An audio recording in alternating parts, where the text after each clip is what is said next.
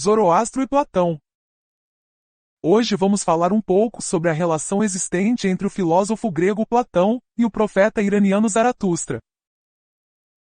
De acordo com o historiador romano Plínio, o Velho, que viveu até o ano 79 d.C., tanto o filósofo Eudóxio quanto Aristóteles afirmaram que Zoroastro, nome grego para Zaratustra, viveu 6.000 anos antes da morte de Platão.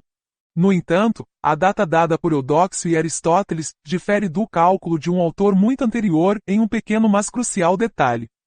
O historiador grego Xantos da Lídia havia afirmado que Zoroastro viveu 6.000 anos antes do rei da Pérsia Xerxes cruzar o Helesponto, não antes da morte de Platão, mas antes da travessia de Xerxes. Traduziríamos isso na afirmação de que Zoroastro viveu 6.000 anos antes do ano 480 a.C. Xantos nasceu no início do século V a.C., e foi supostamente a primeira pessoa registrada na história a escrever explicitamente em grego sobre Zoroastro e a religião iraniana. No que diz respeito ao número de 6.000 anos, deve-se dizer que a data não é tão absurda como pode parecer à primeira vista, e de fato pode refletir uma consciência do calendário mundial zoroastrista, que foi dividido em 4 seções de 3.000 anos cada. Os estudiosos sugeriram com razão que uma data de 6.000 anos reflete um estilo iraniano de cálculo cronológico. Mas é claro que Eudóxio e Aristóteles modificaram a datação de Zoroastro feita por Xantos em um aspecto, e o fizeram ligando a figura persa de Zoroastro ao filósofo Platão. Por que a data foi modificada dessa maneira? Em primeiro lugar, havia a autoridade e a aprovação do nome Zoroastro, e o desejo dos alunos de Platão de conectar o seu filósofo e professor com a figura fundadora do pensamento iraniano, isto é, com Zaratustra.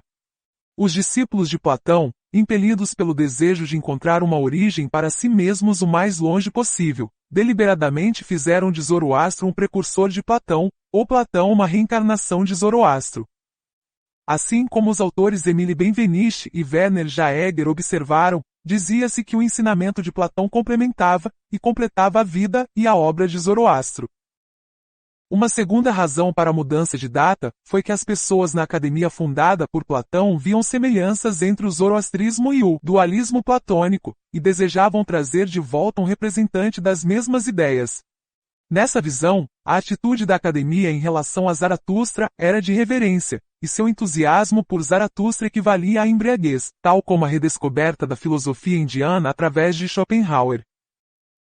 Sugere-se também que passagens da obra de Platão inspiraram seus alunos e membros da academia a vincular seu nome a Zoroastro. Isso fica evidente a partir da consideração de 2 textos de Platão, que já chamaram a atenção de comentaristas na antiguidade, e que foram marcados como importantes pelos alunos de Platão. Trata-se do Diálogo Alcibíades e do livro 10 da República de Platão. Na antiguidade, o Diálogo Alcibíades era considerado a melhor introdução ao pensamento de Platão, e ninguém jamais duvidou de que Platão compôs esse diálogo. Outros diálogos de Platão às vezes ficaram sob suspeita, mas não Alcibíades. Já o Diálogo Axioco, que também pode conter referências à doutrina iraniana, foi claramente dito como não sendo de Platão. O próprio filósofo Aristóxeno disse que Platão plagiou do filósofo Protágoras a maior parte da República. E Crântor, outro filósofo que escreveu no final do século IV a.C., disse que Platão roubou ideias dos egípcios. Mas o Diálogo Alcibíades era frequentemente lido, e muitas vezes citado sob o nome de Platão. E de acordo com o historiador romano Diógenes Laércio, que viveu entre o século II e III a.C., alguns críticos chegaram a dizer que Alcibíades foi o primeiro diálogo que Platão compôs. De fato, a autenticidade da autoria do Diálogo Alcibíades foi posta em dúvida pela primeira vez apenas no início do século XIX. Alguns estudiosos ainda parecem relutantes em deixar de lado tais dúvidas. Mas acreditando ou não na autenticidade desse diálogo, ainda é preciso reconhecer que ele foi considerado de uma data muito mais antiga para ter sido composto pelo próprio Platão. Nesse diálogo, Sócrates diz a Alcibíades: "E quando o herdeiro do reino nasce, todos os súditos do rei festejam.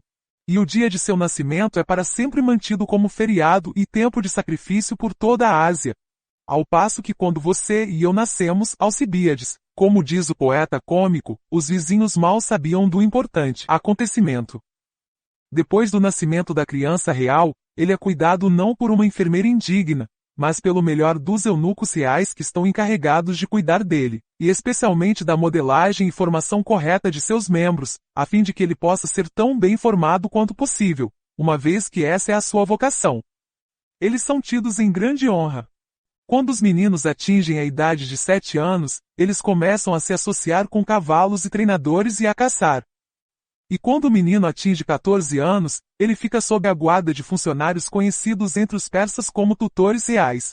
4 homens na flor da vida que foram escolhidos, porque foram considerados os mais excelentes dos persas, ou seja, o homem mais sábio, o homem mais justo, o homem mais moderado e o homem mais corajoso. O primeiro destes dá instruções na doutrina mágica de Zoroastro, o profeta de Oromazes, que é a adoração dos deuses, e lhe ensina também os deveres dos reis. O homem mais justo ensina ao menino a ser verdadeiro ao longo da vida. O mais temperado o proíbe de permitir que qualquer prazer o domine, para que ele possa estar acostumado a ser livre, e um rei, governante de si mesmo primeiro, e não um escravo. O mais valente o treina para ser ousado e destemido, dizendo-lhe que se teme, deve-se considerar um escravo. Ao passo que Péricles te deu, Alcibíades, por tutor Zópiro, o Trácio, um escravo dele que estava além de todos os outros trabalhos.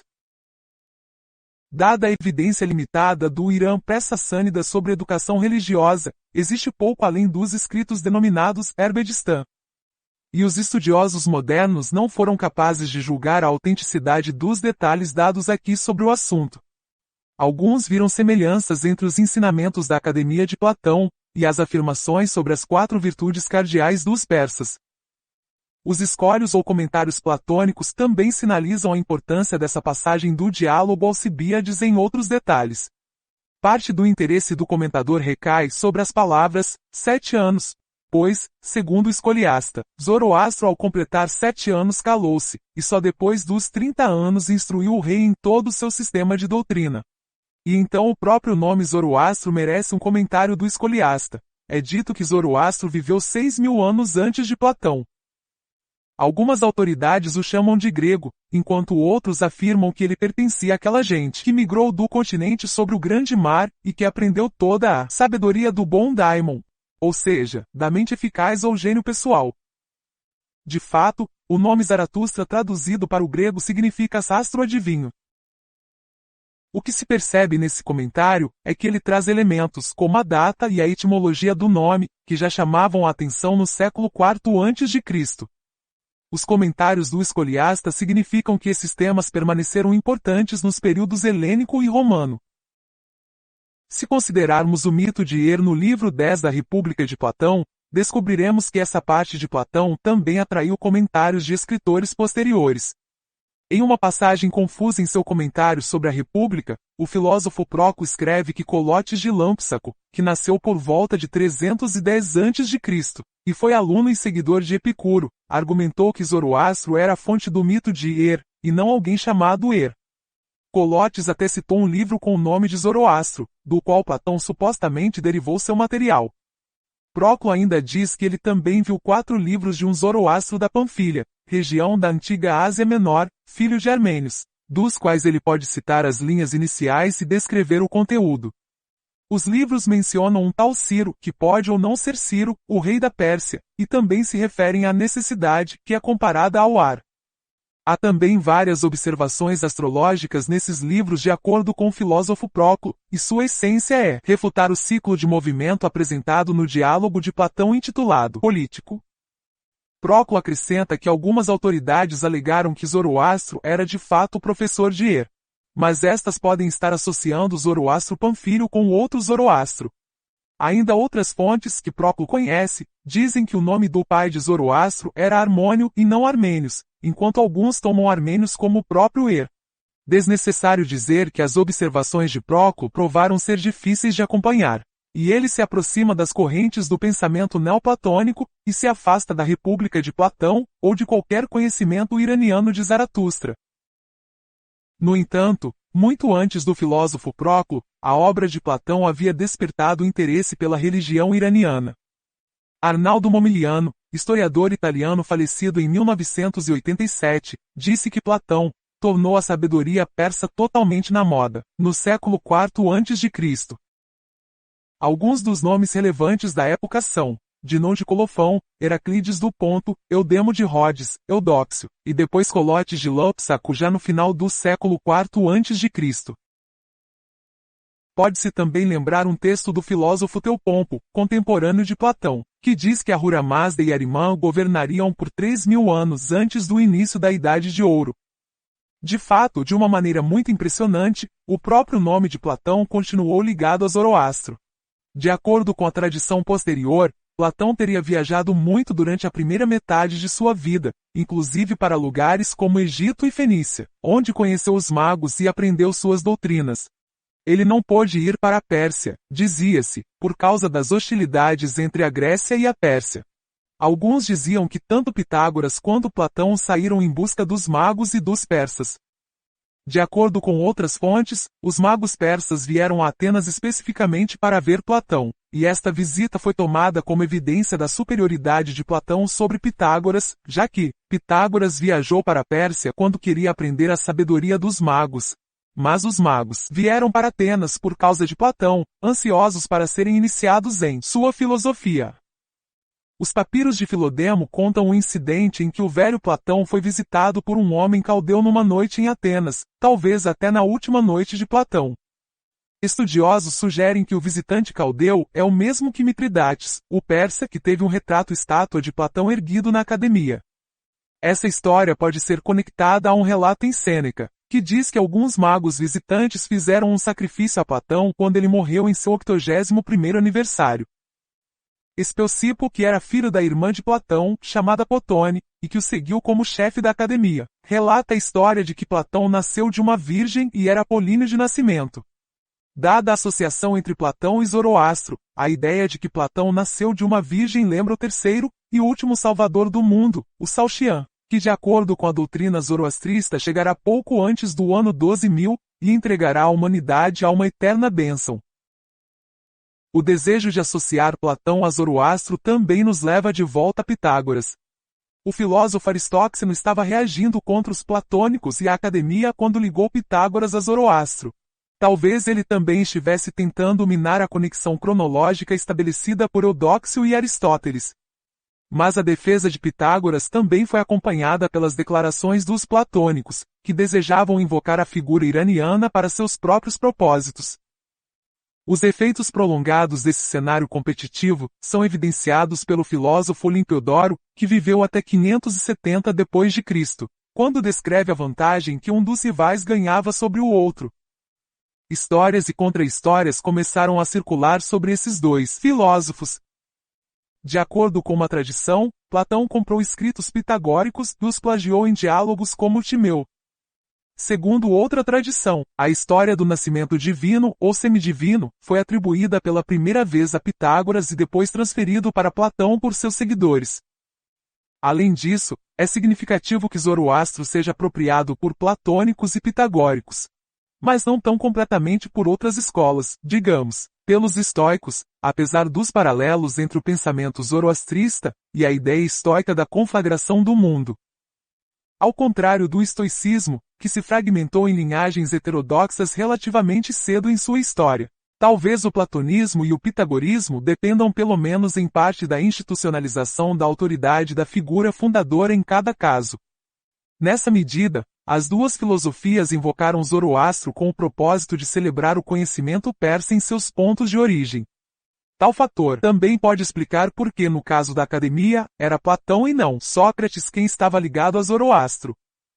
Mais uma vez, a metodologia dos estoicos, apesar da separação de corpos e eventos afirmada por alguns, era fundamentalmente holística, enquanto as outras escolas reivindicavam Zoroastro a partir de um compromisso, filosófico ou não, com o dualismo. A triangulação de Platão, Pitágoras e Zoroastro aponta para a importância de Zoroastro nas tentativas gregas domésticas de demarcar um espaço privilegiado para o aprendizado e a filosofia. Claro, uma parte do interesse na Pérsia e Zoroastro é genuína e reflete a compreensão real da cultura iraniana. Platão menciona a Pérsia mais substancialmente do que qualquer outro povo não grego, mais ainda do que os egípcios. De forma explícita e autoconsciente, a filosofia grega é em parte construída a partir de seu envolvimento com culturas não gregas. No entanto, mesmo escrita para além do conhecimento do Oriente, a filosofia grega também afirma seu próprio lugar privilegiado nessa história. E a conexão entre a sabedoria grega e a não grega, entre Platão e Zoroastro, é articulada ainda mais claramente quando os gregos podem recorrer a ela para atingir seus próprios objetivos. O fato de que elementos importantes da posterior biografia helenística de Zoroastro possam ser rastreados até os séculos V e VI a.C. na Grécia indica a importância e a influência dos escritos anteriores. O material anterior nos prepara para a importância dada a Zoroastro pelos pitagóricos e platônicos. Uma vez que as referências explícitas a Zoroastro começam na literatura greco-latina, elas parecem não parar. Se voltarmos às fontes iranianas, e as compararmos com o que os gregos fizeram de Zoroastro, vemos um desejo de apropriação do sábio oriental, e um desejo por parte das elites gregas que se identificam com a sabedoria iraniana. Talvez o contexto para essas representações seja o mundo do homem divino, do profeta, do curador, ou do salvador no Mediterrâneo oriental. A frequência com que Zoroastro é mencionado nas fontes também sugere que o resultado das guerras greco-persas, as consequências dessas guerras e a dinâmica da disseminação cultural ainda não são devidamente compreendidas. Mas a presença de Zoroastro na literatura grega do século IV a.C. não é apenas uma miragem oriental, pois há uma substância discernível da religião persa em muitos dos textos. Em cada caso, o que sobrevive e é considerado significativo acaba sendo desviado para as sensibilidades gregas, mas cada camada também se desvia em algum nível para o encontro com a Pérsia, seja no campo político, religioso ou filosófico. Esse então foi o outro lado das guerras greco-persas, uma elite intelectual que usou um sábio persa para seus próprios propósitos domésticos num mundo complicado do século IV a.C. Sendo que essa elite permaneceu escravizada ao sábio persa durante um período de mudança de lealdades. É isso por hoje. Até o próximo vídeo.